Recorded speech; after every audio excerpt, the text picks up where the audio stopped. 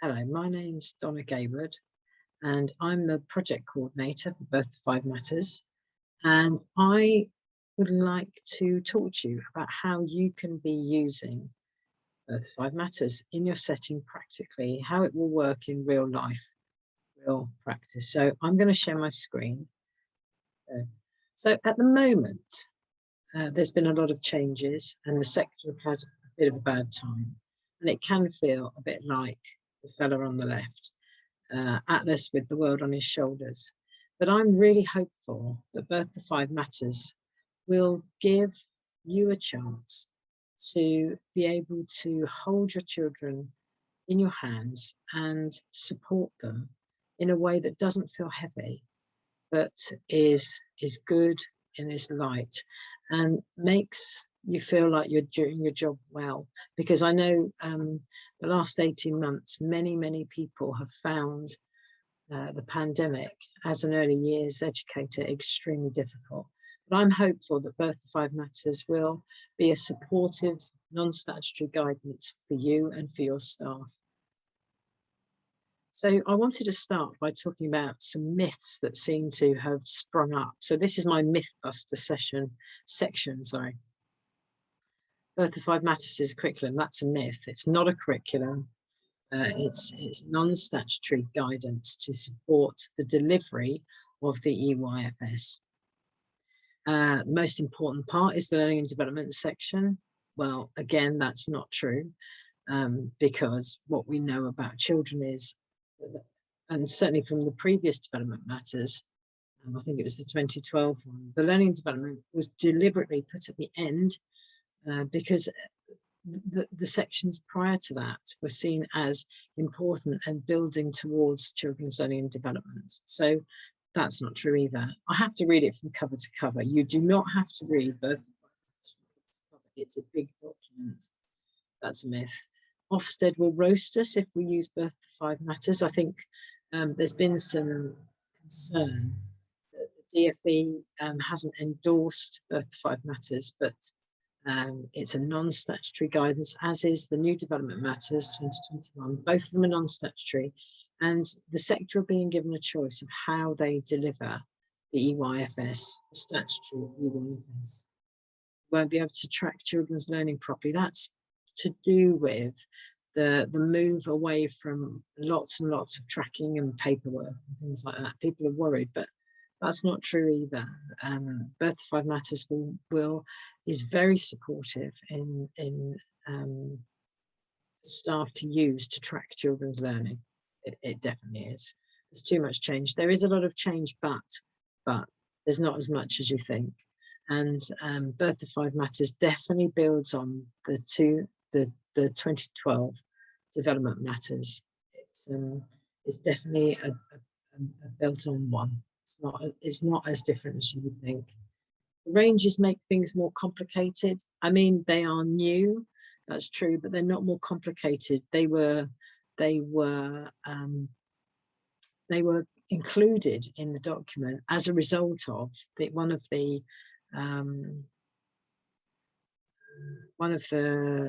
going out to the sector, because people wanted it to be really clear that children don't develop linearly and that there was a lot of overlap.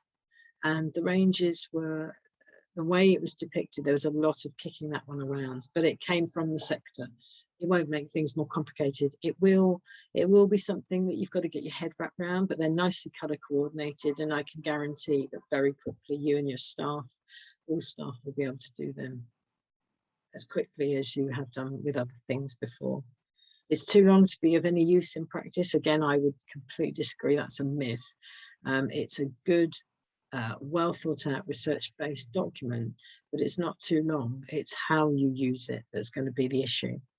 And this is another one, but I think, again, this comes from the sort of tracking sort of stuff and the tick boxing stuff that became sort of standard practice in recent years. The planning and assessment must be linked to the learning development statements. Again, myth. That's not true. Okay, so that's my myth busting. So going on, so I've just put a screenshot of the contents page to show you how it's set up. But also, if you look at the colours, can you see the diagram with the 4 shapes across? I should know what they are. So those you would recognise from the Development Matters 2012. Those are still very much embedded within the Birth to 5 Matters. That's how it's set out. But what you've got is you've got extra sections that have gone slightly deeper. So that navy blue section at the beginning is a very, very it's a very helpful section. Those sections are all very helpful. And the 4 kind of unique child positive relationships, enabling environments, learning developments, they are the same. But what's happened is research has gone on. I mean, the world doesn't stand still. And the last Development Matters 2012, we're now in 2021, research has improved. So there's more in all of those sections, okay? That we know more, we understand more. I've also put a quote at the top that Birth to 5 Matters will support practitioners in all of their statutory responsibilities within the EYFS areas of learning and development and education programs, that the children will be helped to make progress toward their early learning goals. It fits, it dovetails nicely to the statutory requirements of the EYFS. And if you look underneath the shapes, there are quotes from the EYFS statutory framework. So please don't think that by using Birth to 5 Matters, you're going to somehow be caught out and not deliver the statutory EYFS. That's not true. However, having said all of that, it's really the Birth to 5 Matters website, which is www.birth5matters.org.uk. Go onto it. There's loads and loads of resources. I mean, I'm guessing if you're watching this video, you've probably gone on it. But those resources I will be refreshing as we go. Okay. The other thing to say is my particular favourite is the glossary at the back of the Birth to 5 Matters. If you've ever come across a word that people use and you kind of think, what does that mean? I mean, I know people bandy around the word pedagogy. At the back, there is a glossary of all those kind of terms, which is really supportive and helpful for practitioners who maybe don't know. I mean, even I've had to look some of the things up. I mean, some of those maths concepts, I kind of knew what they were, but I wasn't sure. So it is worth having a look at the back. Right, moving on. So there's lots of different ways to use the guidance. Now, the way I think about it is I think it's a bit like a Swiss Army knife, okay? A Swiss Army knife is a multi-tool. It's multi-tool. You've got lots of tools within one thing. And I think that's the same for the Birth to 5 Matters, okay? Don't think it's got one function. There's many, many functions. And I'm just going to outline a few of those functions, but I would really recommend that you flick through and have a think. But this is just what I would say if I was in practice. Well, I am in practice, but if I was working in practice, leading nursery, leading a setting or whatever, this is how I would use the guidance. So I would say ongoing reference. This isn't a once pick up and put down. It's going to help you with planning transitions for children, understanding the current terms, like I said, the glossary, excellent, and responding to the unique child. There's lots and lots of ongoing reference things in there that will be really helpful for you. I mean, I was talking to someone the other day and we were talking about what would you do? What do you do if a child comes in and won't stop crying? I mean, that's a classic September thing. If you dig into some of the sections in the Birth to 5 Matters, it does provide kind of support and guidance around those sorts of things. So ongoing reference is a really important way of using the guidance. Something that I feel quite strongly about is reviewing the learning environment, because it's really important that the learning environment is accessible for everybody, not just physically, but emotionally, in all ways. So it's important, and this document will really help you with that. The enabling environments section is really very good. It's really good. And it'll help you think about what children are accessing and when they're accessing. So for example, I was used as an example, I was working a number of years ago in a setting, and I noticed that no one was going to the writing. I mean, the writing for the children in that area was really poor. The outcomes were very poor. And then when I did an audit of the environment, no one was going to the writing area where writing was set up on a regular basis, and good writing.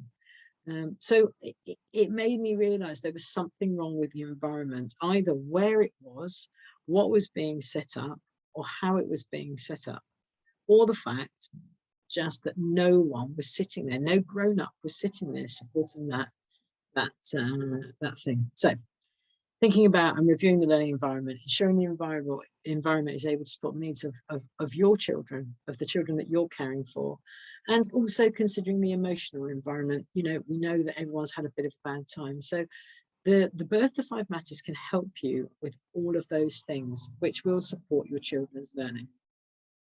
Okay, I also think Birth to Five Matters can support everyday practice, because there's the ongoing observation, assessment and planning cycle that we love. I call it the Wheel of Fortune. If you look at in the guidance at that section, it is really very good. I know that there's a move away from keeping copious notes, but you observe all the time, whether you write it or whether you don't write it, you observe, and those observations inform your assessment, which will inform your planning.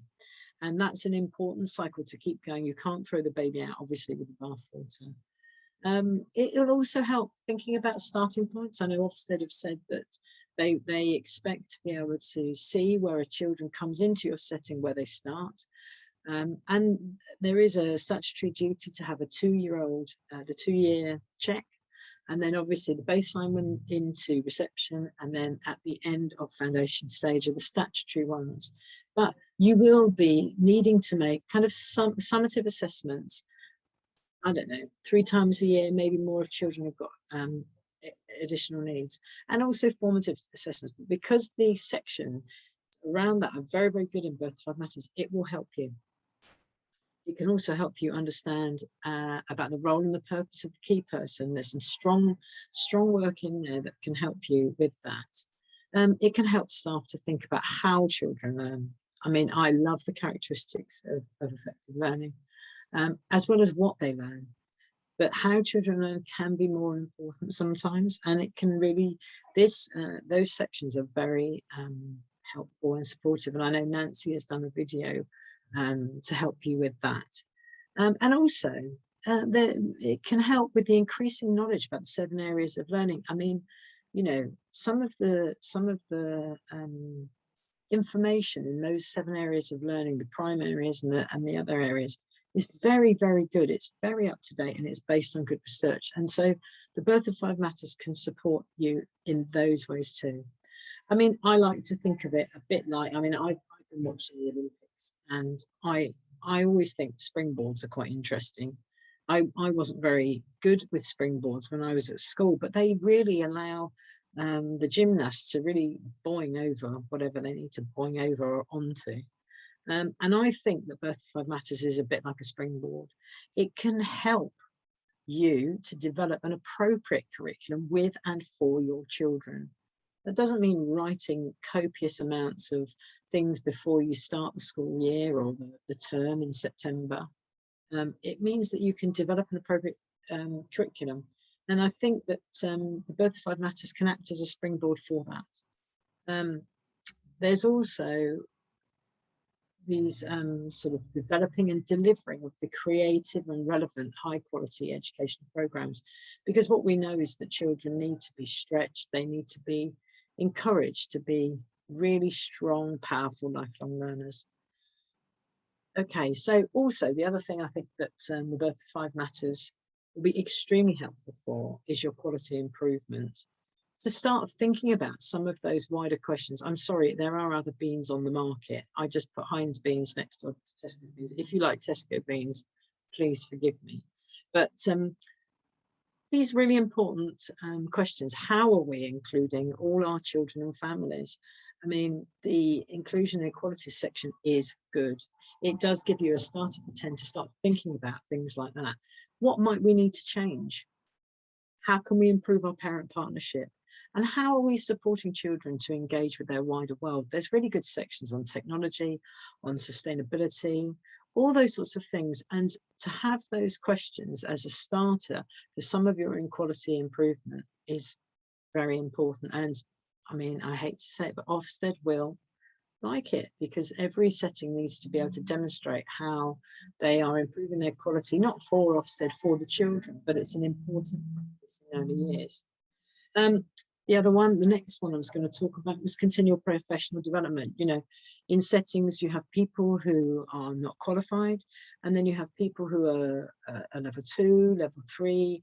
You might have graduates, you might have early years teachers, you might have qualified teacher status, you might have all manner of people working with the children. And Birth to 5 Matters can offer a lot for your staff teams' continual professional development. It gives you an opportunity to think about what you believe, what you value, and what you think about learning, what you think about knowledge, and how that can shape your pedagogy, how you what you believe affects what you deliver. And those are really important thinking, you know, ways of thinking to think about how, yeah, just to think. Continual professional development, that reflective practice is really important. If you're working with students, early education students, the Birth to 5 Matters will also help them with those sorts of thinkings before they go into the field and start working. The other good thing about Birth to 5 Matters, which I think is very strong, it's very clear about the rights of the child and what that means in early education. It's kind of infused with the ideas around the rights of the child, and the right of the child to develop their own play, their own learning, to be part of that, which is why I was talking about curriculum and developing a curriculum with the children. But all of that will be really supportive for your staff. It's good to think about equity and equality and the differences and what that means. And also there's a really amazing section about attachment. So that's the end of a user's guide to Birth to 5 Matters. I hope that's helpful. And I wish you all the best using Birth to 5 Matters from September.